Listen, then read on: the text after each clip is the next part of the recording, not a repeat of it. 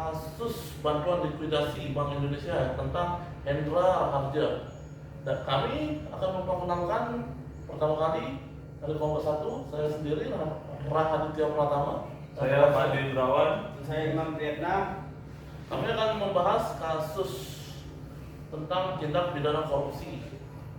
Analisis kasus tersebut adalah Hendra Raharja adalah mantan komisaris Bank Harapan Sentosa dan kakak dari Edi Tensil, buronan korupsi Bank Indonesia.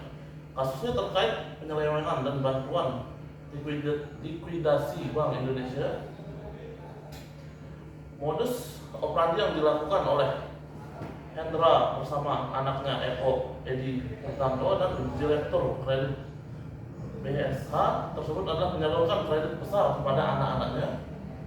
Apakah layak dalam permohonan surat tersebut, dan dana itu kemudian digunakan untuk membeli aset pribadi seperti 85 bidang tanah di Bali, Jakarta dan lainnya dengan nama keluarga atas perusahaan miliknya. Kerugian negara akibat tindak pidana korupsi tersebut adalah 2.659 triliun.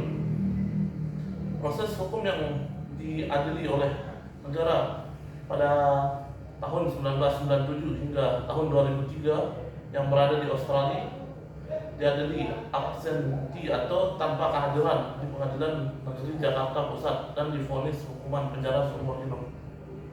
Baik, mungkin akan dilanjutkan oleh teman saya. Baik, saya akan lanjutkan terkait dengan kasusnya, yaitu lanjutan kasus pemerintah mencoba menagih aset Hendra di Australia dan Hong Kong, namun penyitaan terganjal permintaan komisi dari Bank Hong Kong. Selain itu, mantan Kejati Maluku Cung Suryo Supeno juga dituntut 5 tahun penjara karena korupsi dalam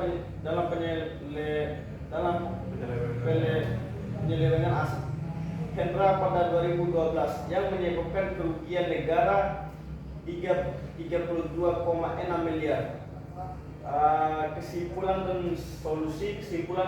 kasus Hendra Raharja menunjukkan kelemahan pengawasan perbankan dan proses hukum ekstradisi pada masa itu. Korupsi skala besar seperti ini merusak kepercayaan publik dan perekonomian negara. Untuk solusinya yaitu memperkuat sistem pengawasan internal dan eksternal pada lembaga keuangan, memperbaiki kerjasama internasional untuk penangkapan buronan korupsi dan penagihan aset, memberikan hukuman tegas dan konsekuensi yang jelas bagi pelaku korupsi termasuk pejabat yang terlibat.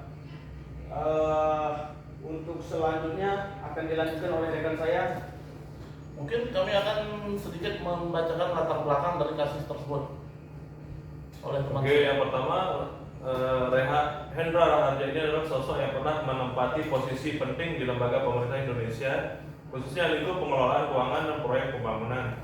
Kasus korupsinya ramai diperbincangkan terjadi tahun 2020 dengan pengelolaan anggaran infrastruktur daerah tertentu. Sebelum terlibat kasus ini, ia dikenal sebagai figur yang memiliki pengalaman dalam bidang keuangan dan sering perencanaan proyek skala menengah hingga besar. Jadi detail kasusnya ini pengalihan anggaran diduga mengalihkan sebagai anggaran proyek sebesar ratusan juta rupiah ke rekening pribadi atau pihak tertentu, kolusi dengan menyuplai, pembuatan laporan palsu, dan penyelidikan KPK menemukan bukti-bukti seperti catatan transaksi fiktif, percakapan mencurigakan, kesalahan dalam dokumen yang menjadi dasar penahanan dan tuntutan pidana. Jadi proses hukum dan hasil putusan, setelah penyelidikan selesai, KPK mengajukan tuntutan korupsi. Proses persidangan, jaksa KPK mempresentasikan bukti-bukti terkumpul, sementara tim Hendra Raharja melakukan pembelaan dengan mengajukan argumen tentang kurangnya bukti yang meyakinkan. Pada tahun 2021, Pengadilan Tipikor memutuskan Hendra Raharja bersalah dan tindak pidana korupsi dilakukan dihukum penjara selama beberapa tahun hingga denda sebesar beberapa juta rupiah. Hingga saat itu ia diminta mengembalikan uang yang telah ia alihkan ke kas negara. Putusan ini kemudian dikonfirmasi oleh Mahkamah Agung pada awal 2022 sehingga menjadi putusan tetap. Analisis kasusnya, Hendra Harja